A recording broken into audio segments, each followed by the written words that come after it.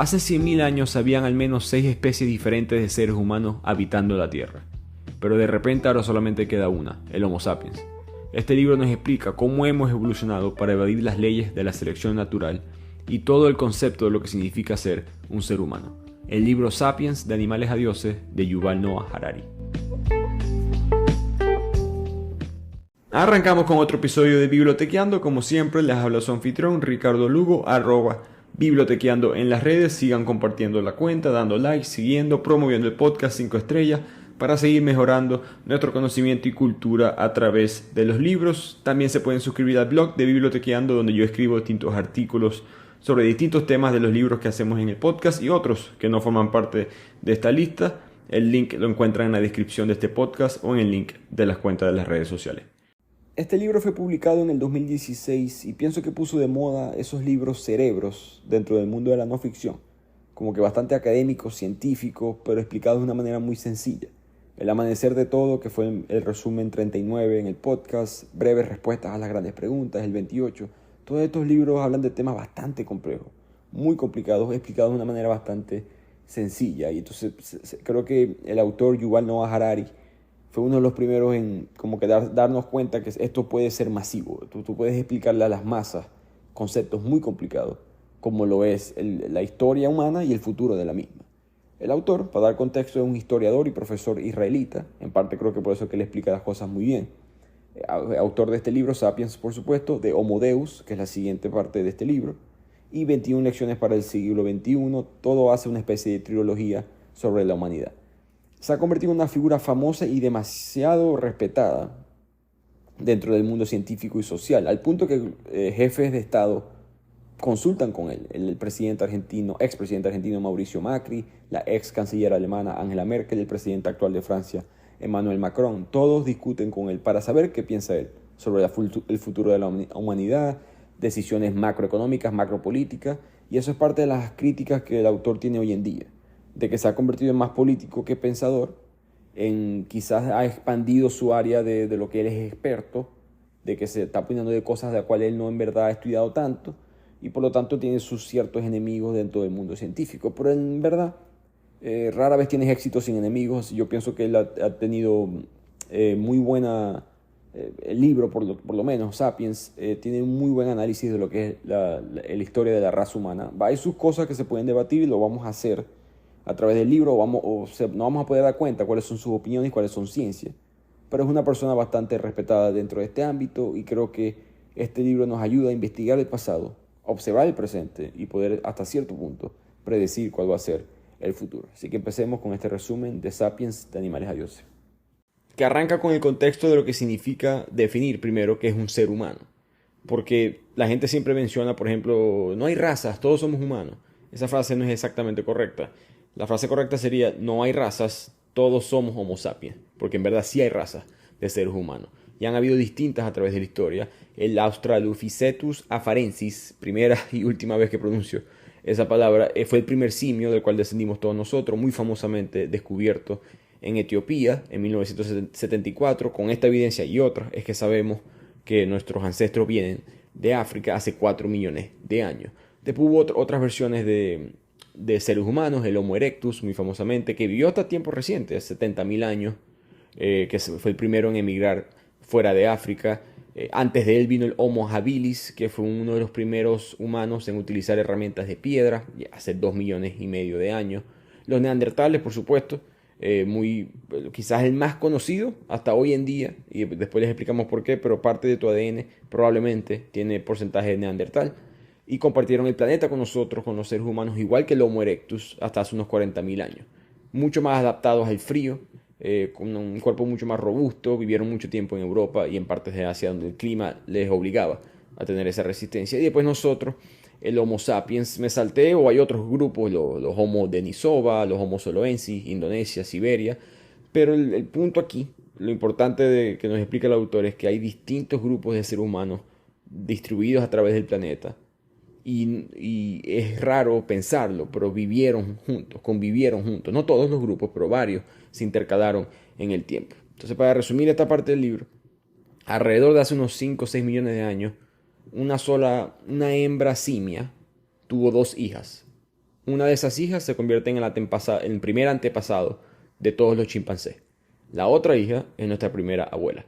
Y con esto en cuenta, el libro se hace una pregunta muy interesante, que es por qué es que nosotros dominamos el mundo. Si hubo todos estos tipos de seres humanos, que en verdad todos estos grupos son insignificantes a través de la historia. Nunca tuvieron un impacto fuera de lo normal en su entorno. Éramos igual que un gorila, que una luciérnaga, que una medusa. ¿Qué fue lo que sucedió? Por qué dominamos ahora el planeta Tierra? La primera respuesta, la primera razón es el cerebro. Porque en verdad, quizás tú no piensas que tu cerebro es extremadamente grande, pero lo es si lo comparas con el reino animal, porque evolutivamente es extraño tener un cerebro muy grande. Uno pensaría que el cerebro, mi alma, no, si quieres sobrevivir, claro, la evolución debería estar diciendo que todo el mundo tuviera un cerebro avanzado, pero eso no es así. Primero, si quieres, lo que más tiene chance de sobrevivir no es un ser humano, son bacterias, son organismos extremadamente pequeños. Esos son los que en verdad tienen mayor cantidad de presencia en la Tierra y los que si son considerados técnicamente vida y son los que más sobreviven en una catástrofe. Animales más pequeños quizás son menos inteligentes que nosotros, pero pueden sobrevivir otras cosas que tú y yo no podemos. El hecho es que un cerebro gigante en verdad es un drenaje enorme para el cuerpo. No es fácil de transportar, especialmente cuando lo tienes encerrado dentro de un cráneo enorme porque hay que protegerlo. Y es aún más difícil de alimentar. El cerebro representa 2-3% del cuerpo, pero consume 25% de la energía. En comparación, un simio requiere solamente el 8%, o mejor dicho, se le entrega 8% de la energía al cerebro, no el 25%. Y esto trajo problemas para el ser humano, para los primeros seres humanos, porque tuvimos que pagar el precio físicamente.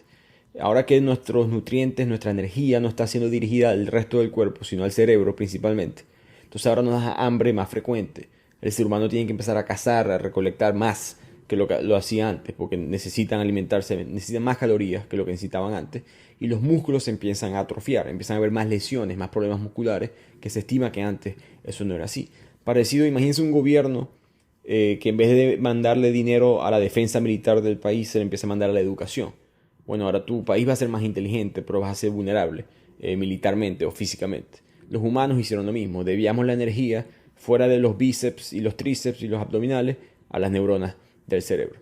Y hay otra consecuencia del crecimiento del cerebro, del crecimiento de nuestras cabezas en tamaño, que es el sufrimiento que las mujeres tuvieron que pasar ahora durante el parto. Al nosotros ser el mamífero, el único mamífero que camina en dos patas, eso requiere que nuestras caderas sean mucho más estrechas, lo que contrae el canal del parto. Entonces ahora es más difícil dar la luz a un bebé porque este es el momento en que las cabezas de los bebés se están haciendo cada vez más grandes. Entonces imagínate el cuerpo humano evolucionando, haciendo más flexible, las caderas más estrechas, disculpen, pero la cabeza del bebé más grande. Aquí es cuando la muerte de la mujer en el parto y la muerte del infante también en el parto se convierte en un peligro importante para la raza humana. Entonces lo que pasó en consecuencia es que la selección natural empieza a favorecer a los nacimientos más tempranos. No sé si han visto un video alguna vez de una jirafa, por ejemplo, nacer. La jirafa nace, da como que 2-3 pasos y ya, es independiente, ya puede sobrevivir por sí solo. O videos de un gato, ya los gaticos nuevos pues, se pueden alimentar apenas en una semana por sí mismos. Mientras que nosotros somos indefensos. Dependemos muchísimo en los primeros años de nuestros mayores por sustento, protección, pero eso es por diseño. La evolución dijo es mejor. Este es el punto, si queremos que la mujer sobreviva, este es el punto en que debe nacer el bebé aproximadamente 9 meses con el cuerpo evolucionado de esa manera dentro de la barriga. Eventualmente viene un segundo factor importante para la evolución del hombre que fue más externo, no fue interno, fue el fuego. El ser humano se dio cuenta aproximadamente hace unos 300.000 años de que el fuego no solamente le daba mucho mejor sabor a la comida, sino que aumentaba la cantidad de comida que podías comer. Ahora podías cocinar muchas cosas que tenían bacterias, que tenían infecciones, ahora todo era más saludable. De hecho, nuestro cerebro con esto aumenta más de tamaño. Entonces aquí hay como exponencialmente la inteligencia del ser humano se multiplica. Hoy en día, por ejemplo, nosotros masticamos comida al día, calculen, por media hora que estamos masticando comida, quizás una hora. Un chimpancé moderno pasa 5 horas masticando comida porque tiene que alimentarse con alimentos que son crudos. Entonces la combinación de estos dos factores, el invento de la manipulación del fuego combinado con el crecimiento de nuestro cerebro, crea un suceso que salta de repente al Homo sapiens, que como ya hemos dicho era irrelevante, a la cima de la cadena alimenticia. Y esto es lo que se llamó la revolución cognitiva. En esta época fue la primera vez que el mundo es testigo de la invención de cosas. Lámparas de aceite, arco, flecha, aguja. Las primeras cosas que tú pudieras llamar arte empiezan a existir. La primera evidencia de la religión, comercio, estratos sociales. Y con todo esto, el Homo sapiens salta a la cima de la cadena alimenticia con tanta rapidez que el ecosistema todavía no ha tenido tiempo de adaptarse. Pero esa no es la historia completa. Llegamos al tope de la cadena alimenticia, pero ¿qué es lo que causa que se desaparezcan las otras razas de los seres humanos? Hay dos teorías. Una es la teoría del mestizaje, que es una historia romántica, la historia bonita, por decirlo así. Atracción, sexo, mezcla entre las razas. Cuando digo razas, del Neandertal con el Sapiens. Esto es inquietante pensarlo, emocionante desde un punto de vista científico, de que el Homo sapiens pudo en algún momento de la historia tener relación sexual con un animal o una especie diferente y tener hijos juntos con esa especie. Parecido a lo que hace un caballo con una burra que produce una mula. Se estima que eso es lo que sucedió con el Sapiens y el Neandertal, y poco a poco el Neandertal deja de existir porque el Sapiens está más avanzado.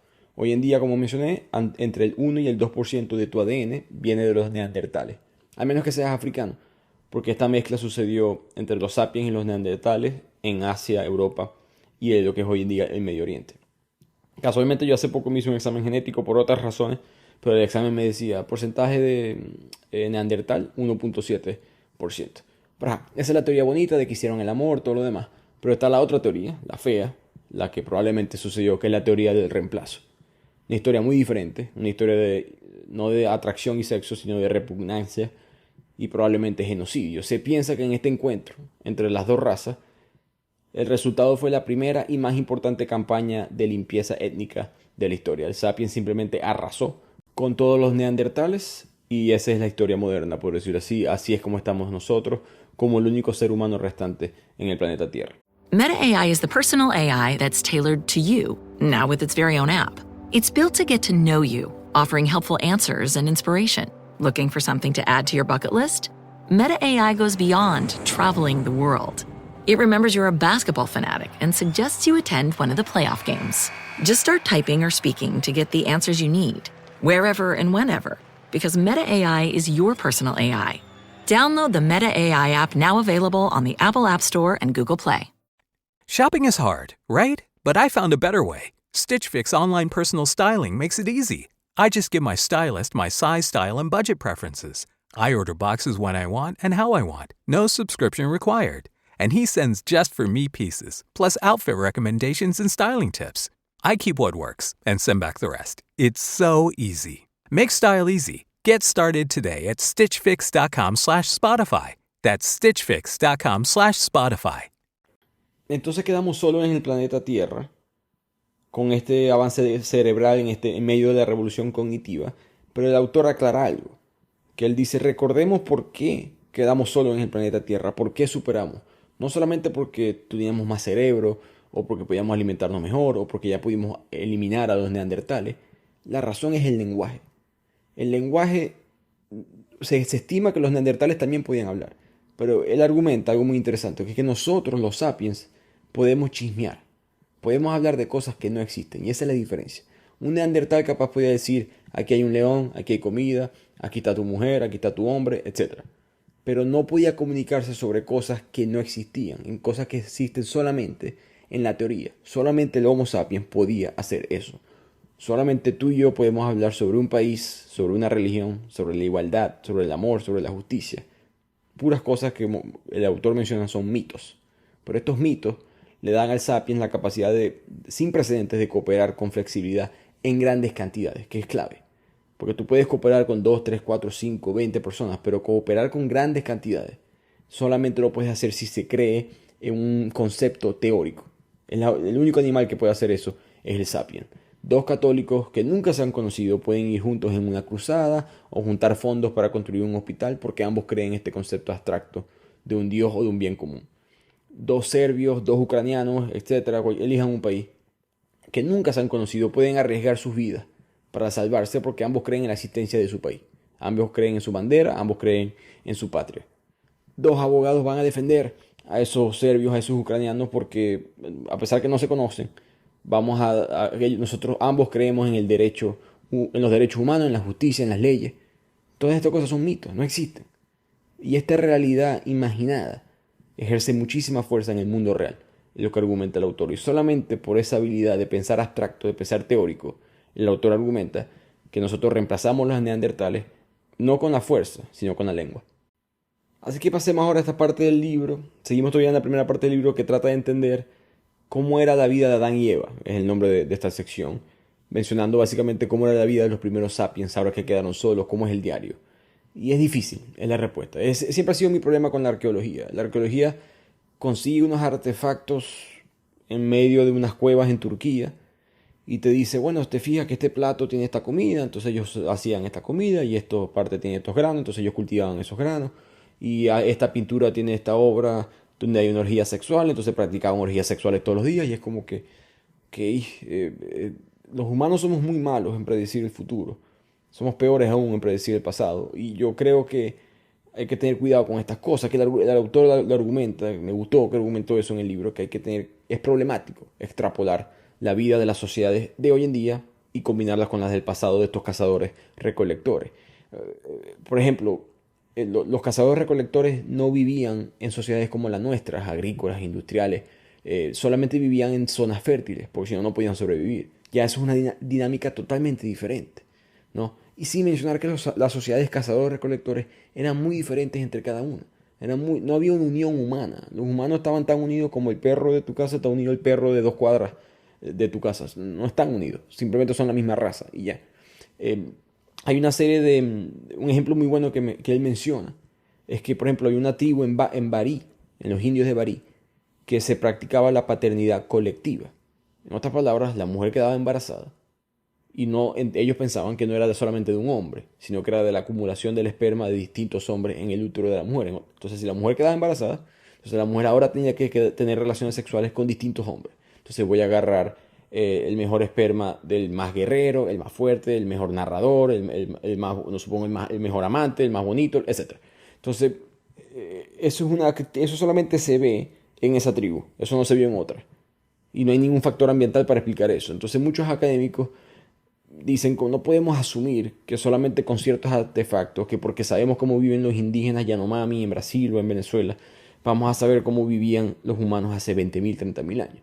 Además, que en esta época, en verdad no hay mucha evidencia. La arqueología no ha podido conseguir muchas cosas y las pocas que consigue son en zonas muy limitadas. Y esto puede ser una respuesta no satisfactoria para muchas personas, pero este concepto para mí primitivo, hasta cierto punto religioso, de que hay un modo de vida natural, que el Homo sapiens tiene una manera natural de vivir y que lo perdimos y que tenemos que devolvernos en el pasado, eso siempre es peligroso, ¿no? Este concepto de que las cosas eran mejor antes y hay que volver para atrás, rara vez termina bien. Desde la revolución cognitiva no ha habido una sola forma de vida natural para los sapiens, solamente hay elecciones culturales. Cada cultura elige qué es lo correcto para ellos y punto. Como dice el autor, es una paleta de posibilidades. No hay una manera clara de cómo vivíamos. Cada quien vivía como quería. Lo que sí sabemos es que la esperanza de vida promedio era entre los 30 y 40 años, en gran parte por la incidencia de mortalidad infantil, como mencioné antes. Pero los niños que sí podían superar los primeros años de su vida, que eran muy peligrosos en esta época, infecciones, etc., podían llegar a los 60 años incluso, hasta los 80 años. Entonces, si superaban los primeros 2 o 3 años de tu vida, vivían igual o tanto como nosotros hoy en día. Ahora, más adelante en el libro sí va a haber evidencia de las cosas negativas que trajo la revolución agrícola, que viene mucho más adelante. Pero por ahora lo que dice el autor es que no pensemos que había una manera de vivir que si, no, las familias eran colectivas, eran comunidades. No, la familia era el núcleo familiar, como el de ahorita. Eso, cada cultura decidía cómo era, no había una manera estándar a través de todas las razas humanas. Aún así, el autor no puede evitar compararse. Trata de determinar una sección del libro que trata de determinar quién vivía mejor. ¿Los de antes, los antiguos o nosotros los modernos? En el colectivo, el autor argumenta que nosotros vivimos mejor, pero a nivel individual ellos probablemente eran personas mucho más conocedoras del mundo que los rodeaba y mucho más hábiles. Tenían mucho más contacto con su comunidad, mucho más unidos, mucha mejor destreza física, condiciones físicas, trabajan menos horas a la semana. Se estima 35 máximo horas a la semana.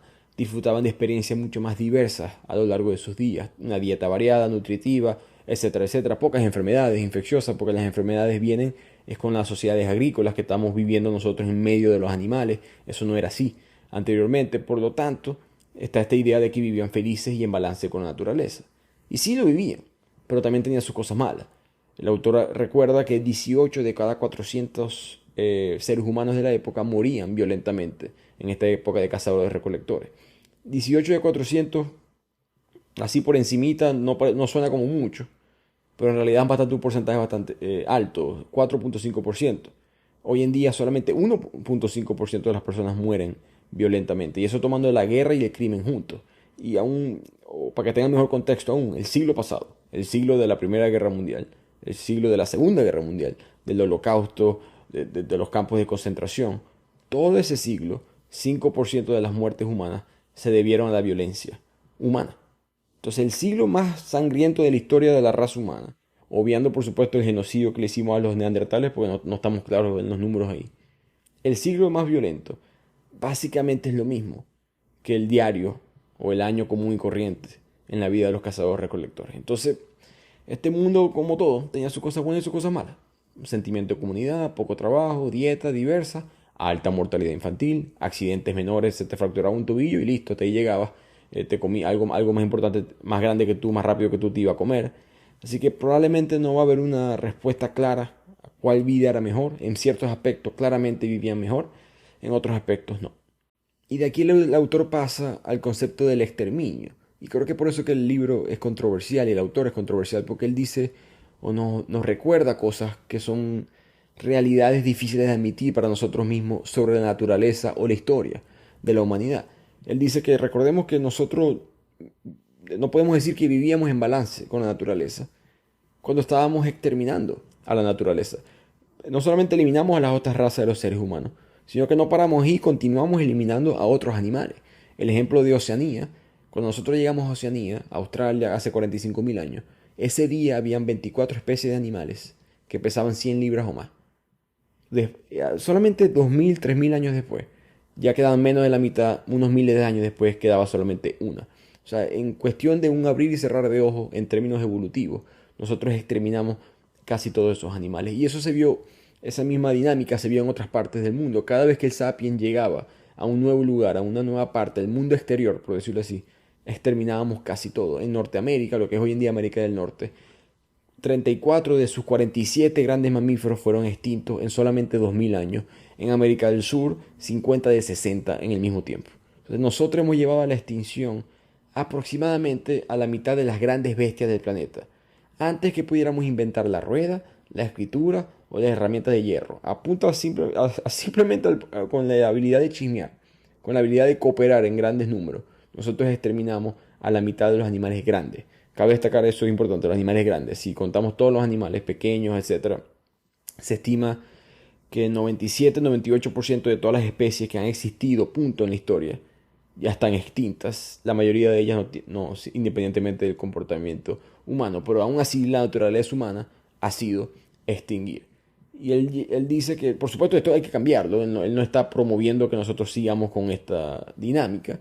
Pero es curioso o interesante entender que desde el día 1 ese ha sido nuestro comportamiento humano.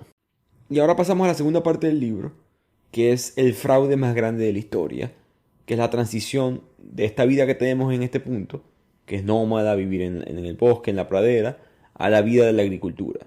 La revolución agrícola para el autor es el peor fraude, o el fraude más grande, mejor dicho, que ha existido en la historia. Recordemos que a través de todo este resumen, por ahora siempre hemos vivido como nómadas. Esto cambió alrededor del año 10.000 a.C. y empezamos a dejar de vivir cazando y recolectando, a establecernos en una zona o región y cultivar. Principalmente por el trigo. Domesticamos el trigo, después domesticamos a las cabras, como unos 1000 años después. Guisantes, lentejas, olivos, caballos, eventualmente todos los animales que conocemos hoy en día. Y eso sonaba bueno en el momento. Ya no tengo que estar huyendo de lobos, leones, panteras. Puedo vivir como un granjero, básicamente. Hay comida para todo el mundo, más personas pueden comer. Por lo tanto, sonaba como algo positivo, pero el autor nos dice que no lo fue. A pesar de que sí aumentó la suma total de los alimentos, en verdad la dieta no fue mejor y nuestro tiempo libre se redujo. Nosotros, antes de vivir como agricultores, como granjeros, habíamos estado viviendo una vida bastante cómoda. Solamente cazábamos y recolectábamos. Y ahora había que dedicarle demasiado tiempo al trigo. Y el trigo no es fácil, el trigo es complicado, exige mucho. no le gusta compartir su espacio, aguas y nutrientes con otras plantas, entonces hay que estar siempre trabajando largas jornadas de trabajo, deshiervándolo bajo el sol, el trigo se enferma, hay que estar pendiente de los gusanos, el trigo lo atacan los conejos, hay que empezar a construir cercas alrededor del trigo, vigilar los campos, el trigo le da sed, hay que construir canales de riego, a lo que el trigo empieza a crecer, a veces o para que creciera, mejor dicho, a veces hay que echarle heces de animales, los humanos que no teníamos herramientas para hacer esto, empezamos a recoger heces con nuestras manos, eso trajo muchas enfermedades, de hecho, 1 de cada 3 niños, 1/3 de los niños morían antes de los 20 años en esta vida agrícola. Entonces, no solamente era un trabajo difícil, sino que nuestro cuerpo no estaba acostumbrado a esto. Nuestro cuerpo está adaptado para trepar árboles, correr detrás de animales, no para estar limpiando rocas o transportando cubos de agua desde el río para echárselo al trigo. Y nuestras columnas, rodillas, el cuello pagaron el precio. Estudios de los esqueletos antiguos indican que la transición de una vida nómada a la agricultura provocó bastantes hernias discales, artritis, etc. Sin mencionar mucha violencia. Había mucha violencia por pelear por las distintas tierras, por los recursos. Porque poco a poco con el tiempo se fueron acabando esta habilidad de ir a cazar animales. Poco a poco el cambio hacia cultivo causó esto. Entonces el agricultor promedio empezó a trabajar más tiempo, más duro que el cazador o recolector promedio, y a cambio tenía una dieta peor, menos diversa y menos segura que la de un cazador recolector. Así que la conclusión del autor es que nosotros no domesticamos a las plantas como el trigo, el arroz y la papa. Al revés, esas plantas nos domesticaron a nosotros. Porque si lo ves desde el punto de vista evolutivo, ¿cuáles son los criterios o cuáles son las metas? Supervivencia y reproducción. Y el trigo lo logró. El trigo nos vio a nosotros y dijo, yo voy a utilizarlos a ellos para sobrevivir y reproducirme yo exponencialmente. Y no solamente el trigo fue el que lo hizo, sino todos los demás animales y plantas de los cuales nosotros dependíamos. Hoy en día hay alrededor en el mundo 1.000 millones de ovejas, 1.000 millones de cerdos, 2.000 millones de vacas, 25.000 millones de pollos. Por cierto, hay 200 millones de perros, que es la población aproximada de Nigeria o Brasil, que me parece un número exagerado. No pensé que eran tantos, pero en parte por lo mismo, ¿no? Lo que nos gusta que domesticamos, obviamente nosotros no nos alimentamos con perros, cierto grupo sí, pero lo que sea que nosotros nos guste como seres humanos, controlamos el ecosistema y decimos quiero más de esto. Y eso es lo que hemos hecho desde hace unos 12.000 años aproximadamente. Además, esto se mantuvo, esta revolución, porque uno puede decir, ok, si ellos se dieron cuenta que estaban teniendo más problemas en la espalda, en el cuello, la comida no era tan buena, el trigo no tiene tantos nutrientes como la carne, los vegetales que se comían antes, la fruta. Bueno, el problema, dice el autor, es que hay una trampa de lujo en el código del ser humano. Una de las leyes de la historia humana, a través de todas las culturas, virtualmente voy a decir todas las culturas, es que los lujos tienden a convertirse en necesidades. Y eso genera nuevas obligaciones. Una vez que las personas se acostumbran a un cierto nivel, a un cierto lujo, ya eso se convierte en estándar. En parte por eso que nunca podemos ser totalmente felices. El email hoy en día es un gran ejemplo. Hay estudios que demuestran que pasamos más tiempo leyendo correos electrónicos que lo que pasábamos antes leyendo cartas, comunicándonos con personas. Y ya el valor entre tener información que me sirve y el tiempo que gasto por esa información se está cada vez más acercando. El carro también, el tiempo que pasamos ahora. No, que antes había que caminar media hora para poder ir a cazar o recolectar. Bueno, pero ahora tienes que estar en el tráfico, si vives en Bogotá, 2 horas solamente de ida para ir al trabajo. Entonces eso es lo que le pasó, eso es lo que nos pasó, dice el autor. Nos acostumbramos, fue un lujo, y después de que eso pasa, no hay vuelta atrás. Y de aquí el autor pasa una sección que para mí es la más controversial del libro, y ya van a ver por qué. Ya él nos ha dicho que vivimos en mitos, ¿no? Que vivimos en el mundo de los chismes, de la ficción, de cosas que no existen. La igualdad, los países, etc. Pero que además nunca vamos a poder salir de ese mundo, por lo menos no el Sapiens, quizás otra forma de un ser humano, pero nosotros los Sapiens siempre hemos estado en ese mundo porque eso fue lo que nosotros creamos. El ejemplo que él da es el Código de Hammurabi. Para los que lo conocen, es básicamente la primera constitución legal de la historia, el primer manual de cooperación para cientos de miles de personas, por lo menos el que sabemos. Eso estaba en la civilización de Babilonia, en Irak. Recordemos que sí, empezamos a cultivar, pero faltaban años. Faltaron alrededor de 8.000 años para poder fundar la primera civilización mucho más parecida a una ciudad de hoy en día. Y ese código, igual que la Declaración de la Independencia de Estados Unidos, o elijan su documento legal, establece ciertas reglas, clases sociales, géneros, etc. Pero ambos códigos están basados en una realidad imaginada. El único lugar donde existen los principios, por ejemplo, el Código de Hammurabi decía que habían 3 clases sociales, 2 géneros, acorde a tus distintos grupos, tenías un valor monetario. Si tú tú eras carpintero y construías una casa, y la casa se derrumba dentro de un año y mata al primogénito de la familia, a tu primogénito va a haber que matarlo para que tú pagues el riesgo de tu construcción. La Declaración de la Independencia decía que había igualdad. Ignoraron a los esclavos, por supuesto, pero decía que había igualdad, que todo el mundo fue creado igual, que todo el mundo merece la búsqueda de la felicidad. Todos estos principios son imaginados, solamente existen en la imaginación fértil del Sapiens, la frase que utiliza el autor. Son mitos, en otras palabras, y no hay manera de salirse de esos mitos porque no tienen validez objetiva. Y por si acaso el autor aquí no discrimina, él no está en contra ni a favor de ningún grupo o ideología política, simplemente está explicando de que ninguna de estas ideologías políticas existen. Todo es un invento que tenemos en la cabeza. Si eres de derecha, voy a utilizar estereotipos aquí porque no es la realidad de todo el mundo, pero si piensas que las personas fueron creadas, la ciencia te dice, no, las personas no fueron creadas, han evolucionado. Si eres una persona quizás de izquierda y crees en el concepto de la igualdad, bueno, la ciencia te dice, no somos iguales, nosotros no evolucionamos para ser iguales. De hecho, la idea de la igualdad viene de la religión. Entonces ambos ustedes vienen del mismo lado, es lo que dice el autor, y que al final de cuentas, nosotros no evolucionamos, la evolución no se basa en la igualdad, se basa en la diferencia. La frase muy famosa de la Declaración de la Independencia de Estados Unidos, que dice, todos los hombres fueron creados iguales, debería de traducirse porque evolucionaron de manera diferente. Y para terminar esta sección, vuelvo y repito, el autor dice que esto es algo natural del humano, es algo que no podemos vivir de otra manera. El sapiens solamente por naturaleza, por código biológico, crea sus mitos y le asigna sus mitos a la vida real. Nosotros entendemos que existe una realidad objetiva, científica, comprobable, pero le asignamos siempre un mito, y esa dinámica es lo que nos hace nosotros sapiens. Así que siempre vamos a tener cada quien su propio concepto de lo que es la igualdad, de lo que es la virtud y la justicia, y cada quien va a vivir su vida acorde. Cierro este capítulo con una frase de Voltaire, el filósofo francés, que una vez dijo, hablando sobre Dios, Dios no existe, pero no le digas eso a mi sirviente, que después me asesina en la noche.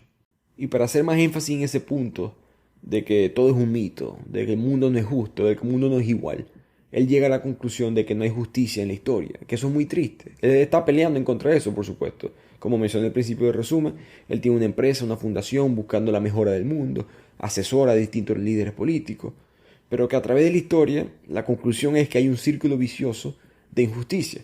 Tomemos el ejemplo de la esclavitud, específicamente la esclavitud de los negros en los últimos 400 años. Esa dinámica de los europeos esclavizando africanos empieza a explotar, por decirlo así, a aumentar entre el siglo XVI y el siglo XVIII. Pero entonces la pregunta es ¿por qué? ¿Por qué los conquistadores europeos esclavizan a tantos millones de africanos? Y si nos hacemos esa pregunta nos damos cuenta de lo injusto que es el mundo. Pero lo que el autor dice es, si nos hacemos una pregunta más, vemos más claramente lo injusto que es el mundo. Si nos preguntamos, ¿pero por qué esclavizaron a africanos? ¿Por qué no esclavizaron asiáticos? ¿Por qué no esclavizaron europeos? Bueno, hay varias razones. Primero, están esclavizando a muchos negros, es porque están importándolos a América. Entre el siglo XVI y el siglo XVIII, Europa conquista por completo, desde el norte de Canadá hasta el sur de la Patagonia, y necesitan esclavos para esta nueva industria, que vamos a llamarlo así. África estaba más cerca. Era más barato importar un esclavo de Senegal que de Vietnam. Segundo, el comercio de esclavos ya existía en África, específicamente en el Medio Oriente, que había muchos centros de comercio de esclavos. Los que escucharon el resumen hace un par de episodios del asesinato del calígrafo de Bagdad, mostramos ese mercado de esclavos que había en la ciudad de Bagdad, en Irak. Y tercero, y esta es la principal razón por la cual los conquistadores europeos importan esclavos, esclavizan esclavos negros y los traen a América, era la inmunidad genética de los negros. Las plantaciones americanas estaban plagadas de malaria, de fiebre amarilla, estaban muriéndose todos los indígenas, que fueron los primeros esclavos, en verdad, de los europeos en América.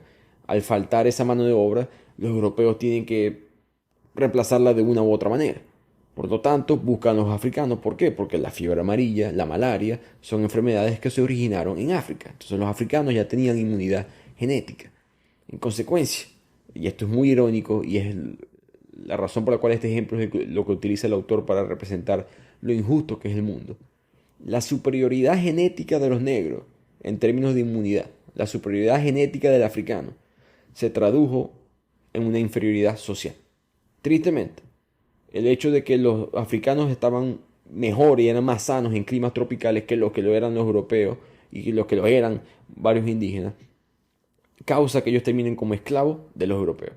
Y eso muestra el círculo vicioso de la injusticia en la historia, que el mundo no fue creado para ser justo, que no significa, por supuesto, que no deba ser, que deba ser injusto. Estamos trabajando para que lo sea. Pero esto es un libro sobre la historia del ser humano y la injusticia merece su capítulo. Entonces el mundo es injusto. Hay discriminación, esclavitud, el patriarcado, que él lo menciona medio como que rapidito en el libro, pero me pareció interesante que él dice, para demostrar que la injusticia es universal, miren al patriarcado. El patriarcado estaba en los grupos de cazadores-recolectores, estaba en los grupos después de la revolución agrícola, estaba en los africanos, en los asiáticos, en los europeos, en América antes de Colón, en América después de Colón, en los aztecas, en los incas. Todos estos grupos eran patriarcales y eso muestra cómo la injusticia, tristemente, es universal. Pero a través de toda esa injusticia, poco a poco, buscamos un proceso como que de igualdad a través de la unificación de la humanidad, que también trae injusticia, ya van a ver cómo. Pero básicamente pasa a esta tercera sección del libro, que explica que la historia está avanzando sin ningún tipo de obstáculo, implacablemente, hacia la unidad. Y este proceso de unificación lo que significa es que se borran las líneas entre la diferencia de grupo y grupo. Hoy en día, nos explica el autor, no existen culturas auténticas, porque si uno define auténtico, nos estamos refiriendo a algo que se desarrolló de forma independiente, con tradiciones locales libres de la influencia externa. Pero ya no quedan culturas auténticas en la Tierra. Hace unos siglos, ya todas las culturas del mundo fueron cambiadas totalmente, que ya no se reconocen por la influencia del mundo en ellas. Si uno analiza la cocina, es una manera muy interesante de darse cuenta de eso, específicamente la cocina étnica. Si uno va por un restaurante italiano, uno espera que los espaguetis tengan salsa de tomate. Si uno va por un restaurante irlandés, van a haber papas. Si uno va por un restaurante argentino, va a haber un bistec, una carne, una punta trasera. Si uno va por un restaurante hindú, los chiles, el picante, se incorpora prácticamente todos los platos. Si uno va por un café suizo, te traen un chocolate caliente. Pero ninguna de estas comidas que les acabo de decir son de estos lugares.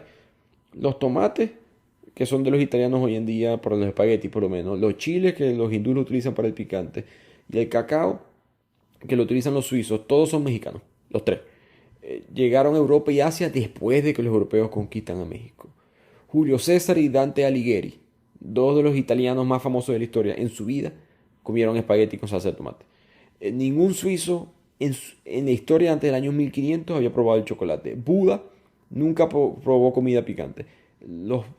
Las papas, llegaron a Polonia y a Irlanda hace unos 400 años apenas. El único bistec que se conseguía antes de la llegada de Cristóbal Colón en Argentina era de lama, no habían vacas.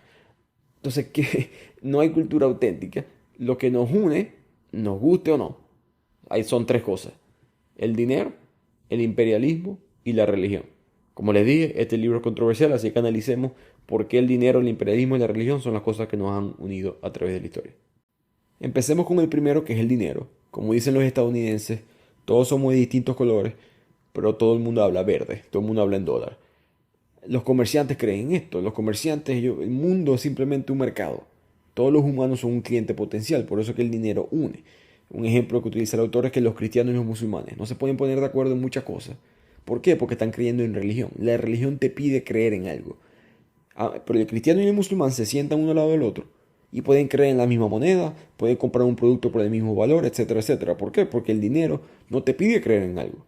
El dinero te pide que creamos que otras personas creen en algo, que es diferente. Lo que a mí no me vale, pero a alguien más le vale, eso tiene su valor. Y algo que asusta de eso es que al dinero ser un mito, al dinero ser otra ficción, otra cosa que nosotros mismos inventamos, entonces el dinero se convierte en la misma realidad hoy en día en algo hasta cierto punto intangible. La suma total del dinero en el mundo, el dinero en circulación, son 60 billones de dólares. Para los que están acostumbrados a escuchar las cifras en inglés, serían 60 trillones de dólares. Pero eso es, el libro está publicado en el 2016 y ese número ha cambiado, pero eso es lo que existe en valor.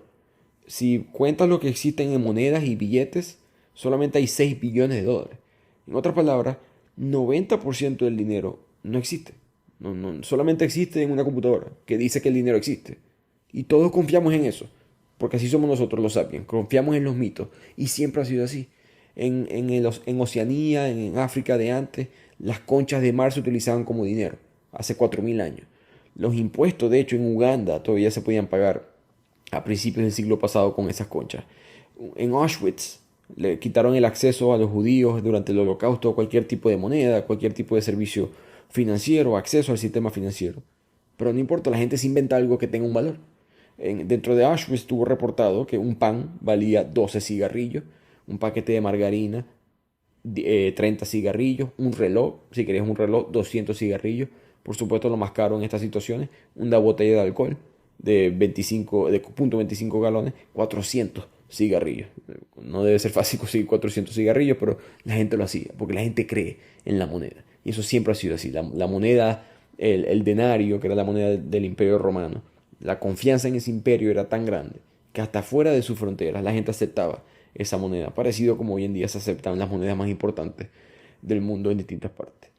Por algo, cuando yo hice el segundo capítulo de este podcast, que fue La Divina Comedia, Infierno, de Dante Alighieri, uno de los pecados, de los peores pecados, era la falsificación, porque significa hacer trampa y ya, es una violación a lo que significa la soberanía, lo que significa ser un ser humano. Estás violando la confianza que hay entre tú y yo. Es muy primitiva, es muy intuitiva para nosotros. Y la conclusión del autor es que a pesar que durante miles de años filósofos, pensadores, profetas llaman al dinero como la raíz de todos los males, y por supuesto tiene sus cosas malas, él piensa que en verdad el dinero es el principal promotor de la tolerancia humana. El dinero es más abierto que el idioma. El dinero es más abierto que las leyes estatales, más abierto que los códigos culturales, que las creencias religiosas, que los hábitos sociales, que los hábitos sexuales. El dinero en verdad es el único sistema fiduciario que no discrimina por motivos de religión, género, raza, edad, orientación sexual, nada. A mí me dan $100 y son $100, no importa de dónde vengan. Pasemos ahora al segundo factor que unifica al ser humano, que es el imperialismo. Este es el más difícil de procesar, ¿no? Porque el imperialismo es algo negativo, por definición, básicamente. Pero el autor no está argumentando si algo es bueno o malo. Simplemente está diciendo une o no une. Eso es todo. No le asignemos un valor moral. Simplemente entendamos lo que significa unir. Unir es que se borran las diferencias. Esa línea entre grupo y grupo se pone borrosa. Y los imperios logran eso. Porque un imperio gobierna sobre un número significativo de pueblos que son distintos. Distinta cultura, distinta identidad, distintos territorios. Grupos que antes no se comunicaban o quizás no se identificaban todos como el mismo.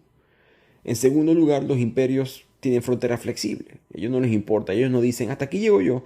De aquí para allá todos los demás no pueden ser parte de mi grupo. Los imperios al revés. Dicen, no, todo el mundo puede ser parte de mi grupo.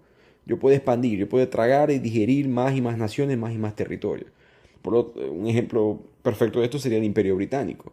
Hace 125 años, cualquier esquina del mundo podía caer bajo la brutal opresión del Imperio Británico. Hoy en día, Inglaterra no le interesa hacer eso, así que Inglaterra ya no es un imperio.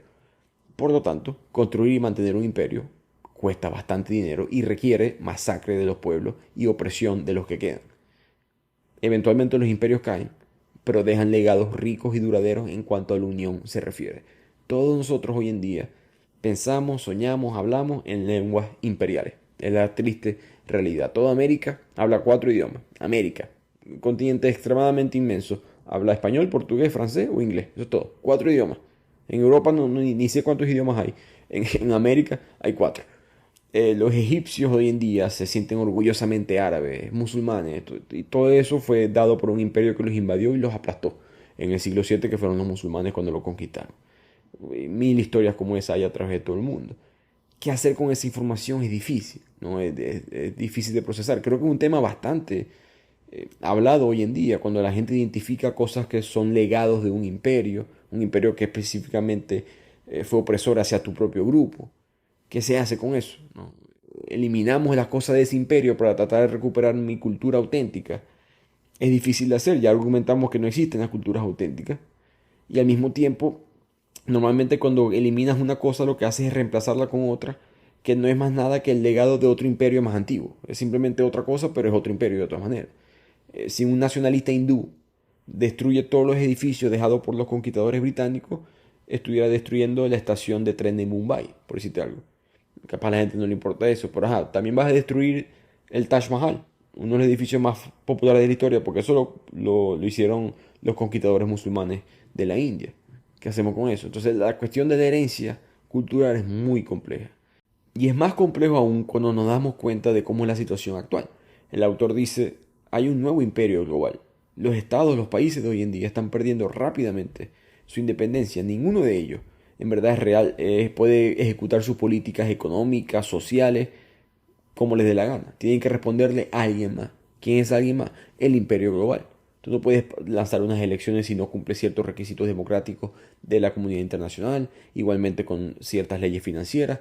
Lo que es que este nuevo imperio no está gobernado por ningún estado, no está gobernado por ningún grupo étnico específico, ninguna raza. Está gobernado por una élite que es multiétnica, es diversa, y se mantiene unido por una cultura o por una creencia única. Esa creencia puede ser los derechos humanos, lo que es la Organización de las Naciones Unidas, etc. El argumento del autor es que los imperios siempre existen, simplemente cambian su ideología. ¿Y por qué esto sucede? ¿Por qué el imperio siempre existe? Porque la mayoría de las élites que controlan estos imperios sinceramente creen que están trabajando por el bienestar general de todo el mundo bajo el imperio. Por eso que no hay frontera.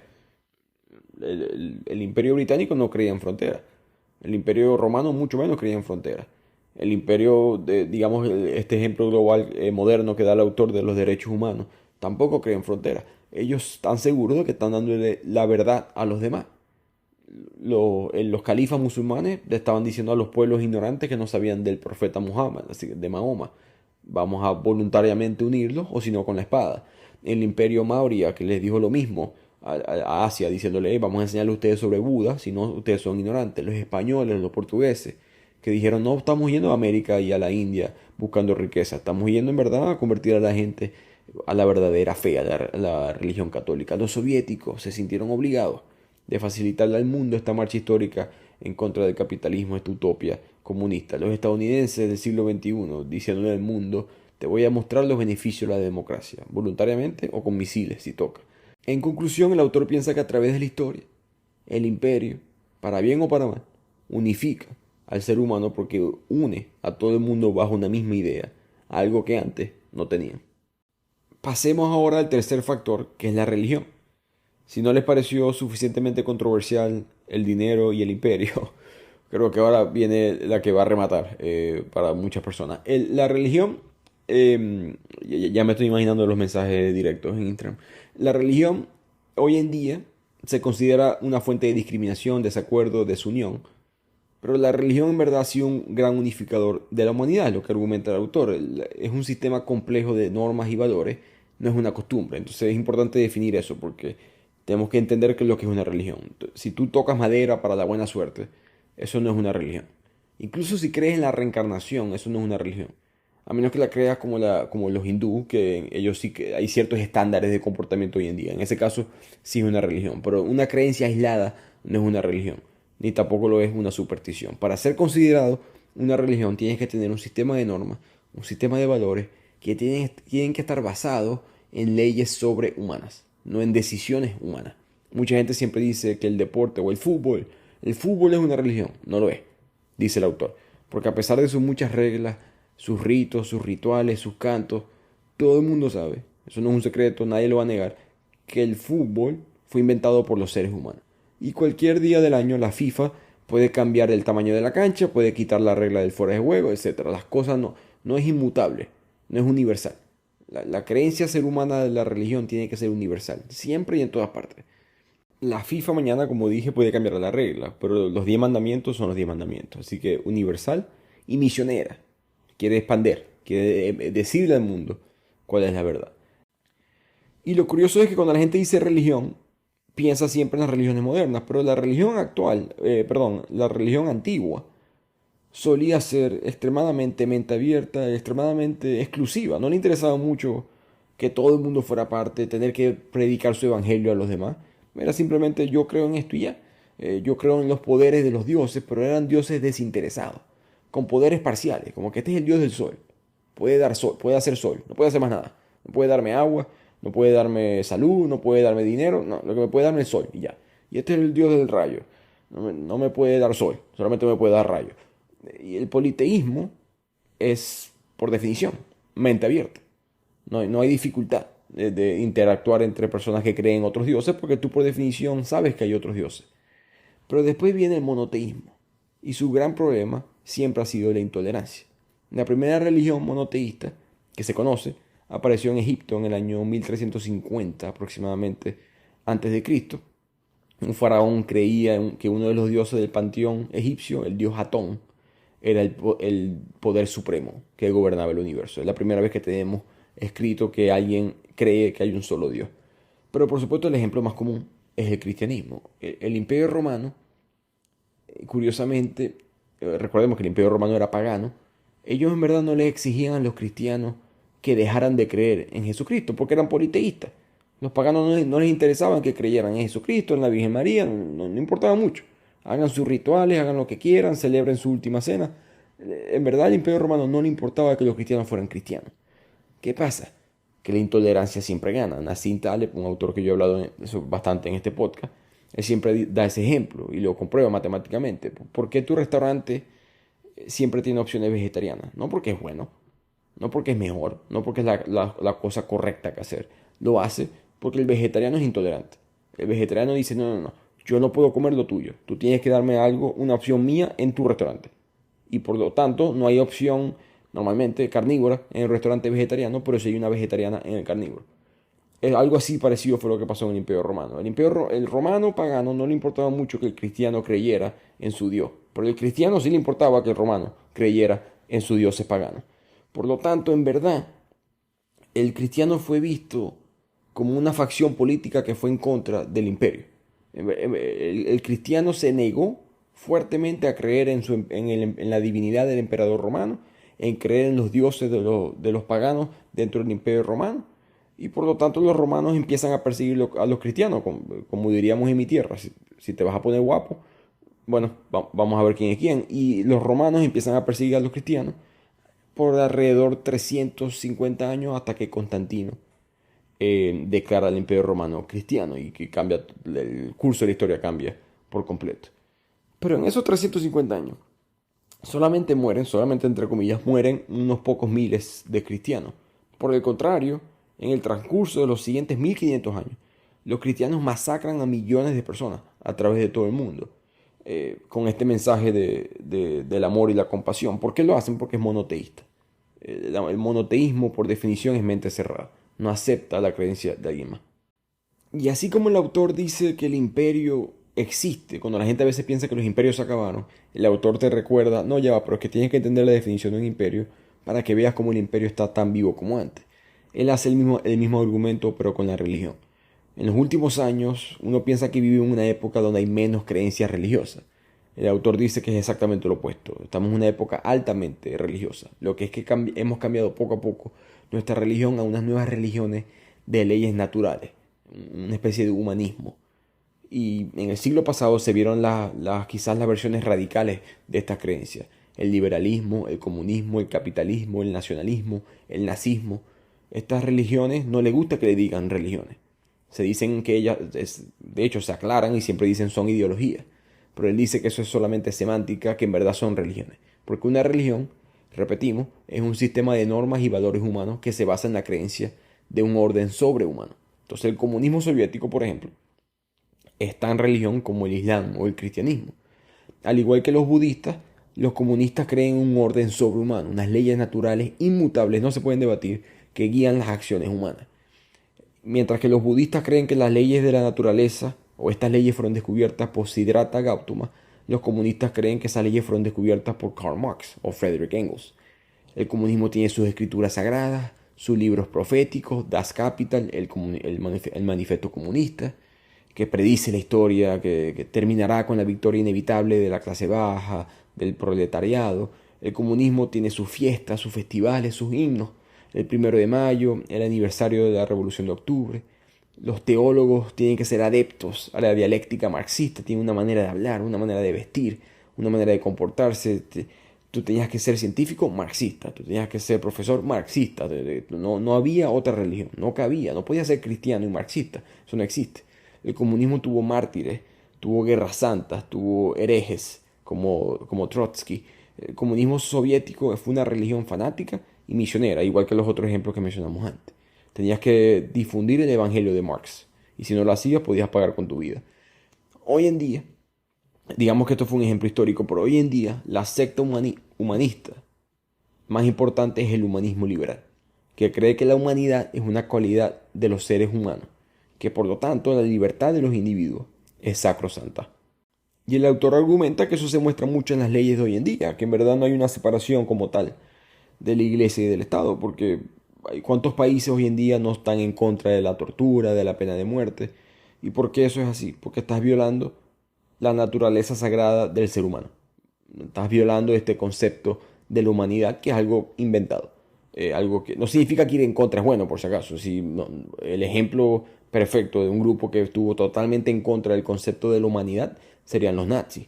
Los nazis fueron el extremo, influenciado por la teoría de la evolución, diciendo que bueno, nosotros no somos, el ser humano es una especie mutable que puede mejorar o empeorar. Así que podemos ser un superhombre o un subhumano, algo menos que un humano. Y por cierto, estos grupos aquí que no nos gustan, vamos a categorizarlos como los subhumanos. Pero el mensaje del autor, por supuesto, no es que un lado es bueno o malo, simplemente está diciendo que todos son religión. El nazista, el comunista, el humanista, el capitalista, todos son religiones, como lo quieras ver. Irónicamente, la creencia humanista viene principalmente del cristianismo. Argumentar a favor de la igualdad de los seres humanos, del concepto de la humanidad, sin hablar de un Dios creador, es extremadamente difícil. Pasamos ahora a una de las últimas partes del libro, que es la revolución científica, el descubrimiento de la ignorancia, que viene en gran parte promulgado por el descubrimiento de América. El descubrimiento de América, que no fue descubrimiento nada, pero ustedes me entienden, fue el acontecimiento más importante de la revolución científica. Porque hasta ese punto, todos los imperios anteriores siempre habían tenido una confianza, por no decir un egocentrismo, de que ya entendían el mundo. Los árabes llegan a Egipto, a España, a la India, y ya ellos no van a aprender nada de esos grupos. Ellos van a enseñar. Ya yo sé todo. Una especie de filosofía opuesta a Sócrates, que asume que no sabe nada. Y eso fue lo que le pasó a Europa. Cuando Europa descubre, entre comillas, descubre América, de repente el mundo se abre mentalmente. Y ellos, a pesar de que tuvieron sus cosas extremadamente mente cerradas, porque ¿quién lo va a negar? El autor dice que ellos trajeron una conciencia de que, bueno, vamos a ver qué es lo que el nuevo mundo me puede enseñar a mí. Cosas que otros grupos no hicieron. Un perfecto ejemplo de esto fue que en el año 1831 la navada inglesa manda un barco a América del Sur, a las Islas Malvinas, a las Islas Galápagos, simplemente a cartografiar estas islas. Y el capitán del barco era un científico aficionado, no un científico de verdad, sino que le gustaba la idea de ser científico, por decirlo así. Como yo, lo que yo soy para un escritor, más o menos. Entonces él decidió agregar a un geólogo a la expedición. Y no conseguía uno, entonces decidió invitar a un graduado de la Universidad de Cambridge de 22 añitos, que terminó siendo Charles Darwin. Charles Darwin visita las Islas de Galápagos y lo demás es historia. Pero esto solamente pasa porque esta mentalidad que tenían las personas de este imperio, que por supuesto trajeron muchísimas cosas malas, con la ciencia, la ideología, la ciencia y la ideología mezcladas son horribles. En esta época hubo biólogos, antropólogos, incluso lingüistas, que estaban proporcionando pruebas científicas de que los europeos eran superiores a todas las demás razas. En consecuencia tenían el derecho, por no decir el deber, de gobernar a los otros grupos. Esto vino en verdad porque William James, curiosamente, argumentó que todas las lenguas indoeuropeas descendían de una sola lengua. Y cuando empezaron a investigar cuál fue el grupo que tenía esta única lengua, determinaron que era un grupo que había llegado a Europa desde Asia Central hace 3000 años y se llamaban ellos mismos Aria.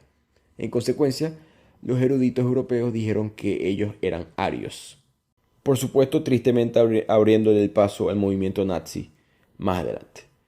Pero el punto es que nosotros vimos un boom de la revolución científica empezando en el año 1850. ¿Pero por qué? ¿Y por qué Europa? ¿Por qué fue Europa el que llevó la batuta de la revolución científica? Aunque no nos gusta admitirlo, Hoy en día somos europeos. O sea, de una u otra manera somos europeos. En la manera de vestir, en la manera de pensar, en los gustos. Podemos ser anti-europeos en nuestra retórica, lo que dice el autor, pero casi todo el mundo en el planeta ve la política, la medicina, la guerra, la economía a través de ojos europeos. Escucha música que es escrita en algún tipo de idioma europeo, con estilos europeos, con palabras europeas. Es difícil salirse de ese mundo, como ya argumentamos antes. Entonces, ¿qué fue lo que pasó? ¿Por qué Europa, en este periodo de hace como 180 años atrás, empieza a dominar el mundo cuando ellos anteriormente eran extremadamente irrelevantes? La respuesta, dice el autor, es la combinación entre la ciencia y el capitalismo. Entonces Europa explota porque el capitalismo, si lo podemos definir en una sola palabra, es el crecimiento. El crecimiento de la economía. Porque el capitalismo te permite construir un presente a cuesta del futuro. Un perfecto ejemplo de esto es la industria farmacéutica. La industria farmacéutica saca la vacuna del COVID a una velocidad que nunca se haya visto antes porque pueden invertir muchísimo dinero. Solamente con la creencia de que en el futuro yo voy a tener ese dinero. La creencia que la codicia individual mía es buena y al yo volverme más rico eso le da beneficio a todo el mundo, que fue algo revolucionario en su época. Por supuesto promulgado por Adam Smith, que trae esta teoría del capitalismo. Y el nuevo credo capitalista trae un mandamiento que es que para mantener la máquina andando del capitalismo siempre tienes que reinvertir. No te sientas tranquilo con tu dinero, tienes que siempre reinvertir tu dinero. Y eso es lo que en verdad es un capitalista. Mucha gente a veces confunde un capitalista por alguien que tiene dinero o por alguien que tiene riqueza. Riqueza es algo que tú puedes enterrar en el patio de tu casa. Capital es otra cosa, se llama capitalismo, no dinereísmo o riquezaísmo, es capitalismo. Es bienes, es recursos, son acciones. Si tú tienes un fondo de retiro, una inversión en una propiedad, si tienes millas de una aerolínea, eso es capitalismo. Algún tipo de recurso, de algún tipo de bien que debería de aumentar con su valor con el tiempo porque está promoviendo el mismo sistema. Entonces un rey o un faraón egipcio que quiere construir una pirámide y tirar todos sus recursos en esa pirámide, eso no es un capitalista. Un pirata que saquea toda una región para buscar un tesoro, no es capitalista. Un conquistador que invade una isla en el Caribe y se queda con todos los recursos, no es capitalista. Capitalista es reinvertir en la bolsa. Un obrero, un peluquero que se gana 200, 300 dólares al mes, estoy inventando el número, no importa, e invierte mitad de eso en la bolsa de valores, eso es un capitalista. Y ese capitalismo se ha convertido gradualmente en algo más que una doctrina económica. Ahora abarca ética, de comportamientos, cómo educar a tus hijos, cómo pensar. Pregúntale a un capitalista cómo llevar la justicia o la libertad política a un lugar como Zimbabue o Afganistán. ¿Cómo hacemos para mejorar la situación en tal país? Un capitalista te va a decir probablemente, bueno, la riqueza económica, una clase media próspera, instituciones democráticas estables que promuevan el ingreso, las inversiones extranjeras. Capitalista. Una religión más, igual que todas las demás. El problema, como todas las religiones, hay distintos problemas. El problema del capitalismo es que no hay una manera de garantizar que las ganancias sean, uno, justas y dos, que se distribuyan de una manera justa. No igual, que eso es diferente, sino de una manera justa. Un buen ejemplo de esto es que hace 2 siglos el gobierno chino prohibió el tráfico de droga. Estaban teniendo muchos problemas con la droga. Pero los traficantes de drogas todos eran británicos en esa época. Tenían muchas relaciones. De hecho, Hong Kong tiene una historia interesante en cuanto a eso. Pero las autoridades chinas empezaron a confiscar y a destruir los cargamentos de drogas que llegaban del Imperio Británico.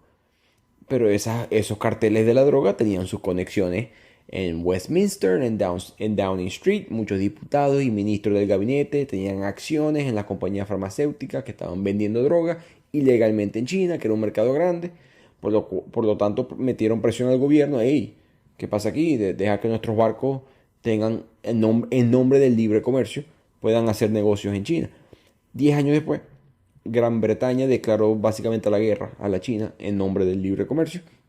China negoció, no podían ganar. Entonces restringieron las actividades de tráfico, permitieron básicamente el tráfico de drogas de los británicos. De hecho, pagaron hasta compensación por los daños que hizo la policía china.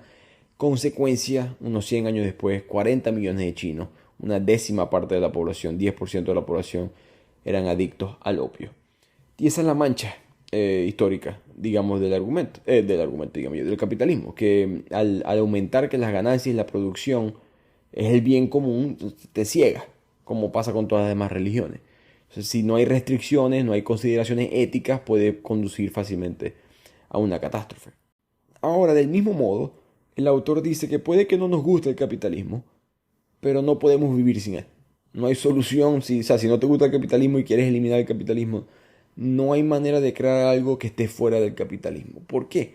Porque esta religión es tan fuerte, porque penetra algo muy intuitivo, algo muy interno del ser humano, que es que penetra tus acciones, no tus pensamientos. Es la primera religión de la historia que no te exige decir o creer en algo, simplemente te exige actuar y la gente de verdad actúa. ¿Qué quiere decir él con esto? Que la mayoría de los cristianos no imitan a Cristo, la mayoría de los budistas no siguen a Buda. Una persona que es católica, entre comillas, pero su vida la actúa de manera diferente a las enseñanzas católicas. Pero si está bautizada, comulgada, confirmada, se casó por la iglesia, en alguna hoja Excel de alguna base de datos del Vaticano, esa persona sale como categorizada como católica. El capitalismo no es así. El capitalismo hubiese dicho, no, tú no eres católico. El capitalismo te hubiese dicho, tú no eres capitalista. El capitalismo no le importa lo que tú digas, te importa lo que tú hagas. Y ya. Por eso es muy difícil, porque ha penetrado las acciones del ser humano. El capitalismo, o mejor dicho, vamos a dar el ejemplo de un anticapitalista. Alguien en Instagram con una foto de perfil del Che Guevara, una cita de Karl Marx en la biografía, un hashtag anticapitalismo, hashtag lo que sea. Si esa persona tiene un solo centavo invertido en algo, esa persona es capitalista. No hay de otra manera. No importa lo que diga, el capitalismo no te va a discriminar de esa manera. Te dice, ahora pues tú eres parte de los míos. Puedes decir que eres parte de los otros, pero eres parte de los míos. Y eso es lo que dice el autor, que hace que esta religión, para él, siempre se va a mantener, porque es la primera religión en la historia cuyos seguidores realmente hacen lo que se les pide que hagan. Además, dice el autor que el capitalismo ha creado un mundo donde nadie más que un capitalista lo puede manejar. Solamente un capitalista puede dirigir el mundo actual. El único intento serio de manejar el mundo de una manera diferente fue el comunismo, y fue mucho peor en casi todas las formas imaginables, de tal manera que nadie tiene el estómago de volver a intentarlo nuevamente. Parecido a lo que pasó con la revolución agrícola, que ya era demasiado tarde para abandonar la agricultura y no pudimos volver. Él dice que estamos en lo mismo, que ya es muy tarde para volver a otro sistema, el capitalismo está aquí para quedarse. Por si acaso, por supuesto, él no está promoviendo que no hayan restricciones, que no haya... O sea, hay maneras de mejorar las cosas. Él no está en contra de mejorar las cosas. Simplemente está en contra de que si te vas al principio básico de lo que significa ser un capitalista, no hay manera de salirse del mismo. Como pueden ver, esta parte del libro es mucho menos... O sea, hay análisis histórico con evidencia, pero es mucho más su perspectiva sobre lo que es el mundo. Y de aquí pasamos a la última parte del libro, que trae un concepto muy interesante, que es el concepto de la paz. El autor argumenta que estamos en un mundo mucho más pacífico que antes, pero que la paz en verdad se da, o la tenemos, mejor dicho, hoy en día, no porque somos mejores seres humanos, sino porque tenemos una bomba nuclear y porque tenemos un sistema económico muy diferente. La teoría de él es que la paz no es la ausencia de la guerra, es la inverosimilitud de la guerra. Lo que él dice es que cuando Robert Oppenheimer inventa la bomba atómica, a él le debieron ese día de haber otorgado todos los premios de la paz de todos los años.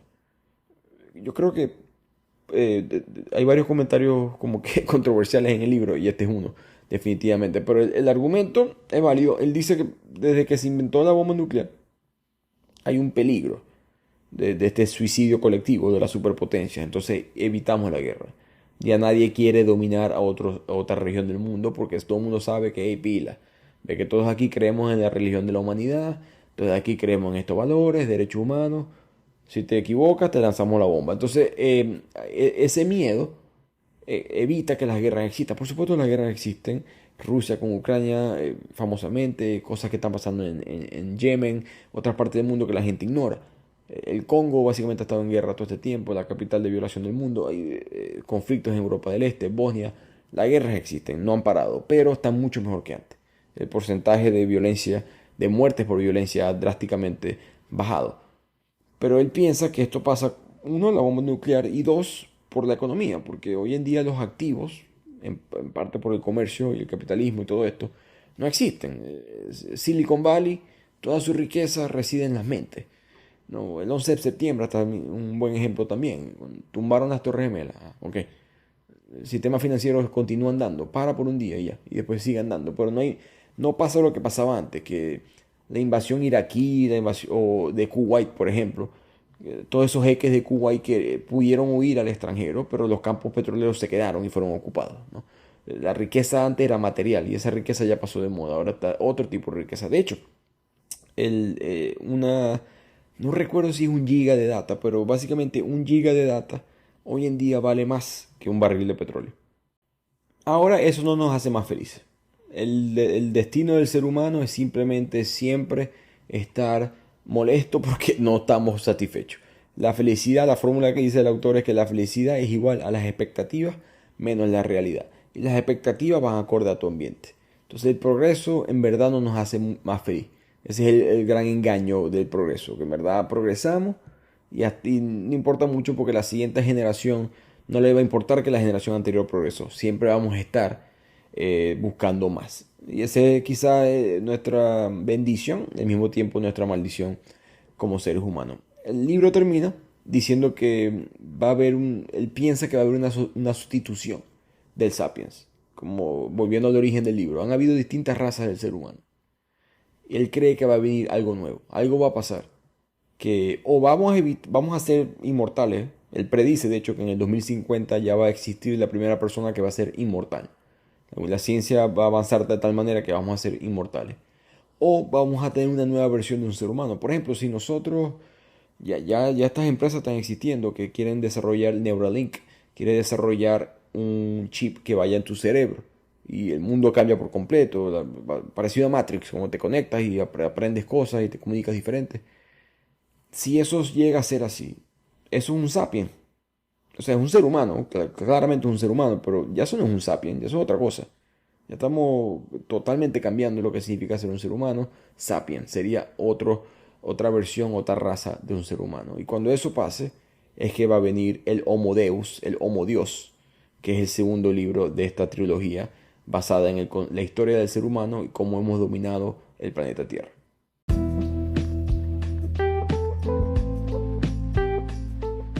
Y con eso llegamos al final de este libro. Voy a analizar muchísimo la data de este episodio. Yo cuando veo los reportes de la gente que escucha mis episodios, me sale en qué punto del episodio en promedio la gente me dejó de escuchar, ¿no? Porque nadie va a escuchar el episodio completo. O bueno, no todo, mucha gente sí, mucha gente no. Pero normalmente la gente para a la media hora, 45 minutos, 1 hora, depende del episodio. Estoy muy interesado en saber cuál va a ser el promedio para este episodio, porque creo que dependiendo de tu ángulo político, va a haber un punto que el autor dice algo que, ajá, sí, así es, me gustó. Y de repente dice algo que, ay, no me gustó, que, uy, no. El autor su ángulo es tan diferente, y eso es bueno, que dice cosas que va en contra de un lado y después a favor de ese lado y después en contra del mismo y en contra del otro. Siempre va no sé, centrista, supongo es la palabra. No moderado, sino centrista. Está muy claro en lo que él cree, pero de vez en cuando dice cosas de un ángulo totalmente diferente que ataca a cada grupo. Pero para mí, para terminar este resumen, hay 4 enseñanzas principales. La narración de las historias, las creencias de estos mitos hace posible la cooperación a gran escala, por eso fue que eliminamos a los otros seres humanos. Segunda enseñanza, la revolución agrícola fue una trampa. Tercero, el dinero, el imperialismo y la religión son fuerzas que unificaron, no dividieron a la sociedad global. Y cuarto, la revolución científica se basó en la disposición del hombre a admitir su propia ignorancia. Espero nuevamente que les haya gustado este resumen. Como siempre, @bibliotequiano en las redes. Pueden mandarme mensajes, sugerir el siguiente libro. Nos vemos la siguiente semana en otro resumen de Bibliotequiano.